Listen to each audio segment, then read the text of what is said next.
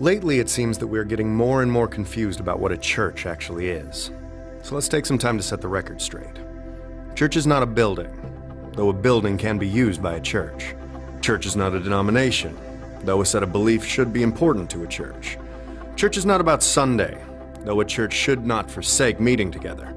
Church is not about one person or personality, though every church should be pastored.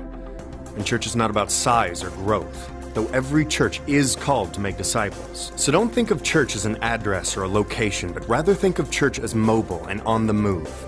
Don't think of church as something built or planted, but rather think of church as something deployed. Don't think of church as where you are for an hour each week, but rather what you are every day of the week, because the church is the hands and feet of Jesus Christ.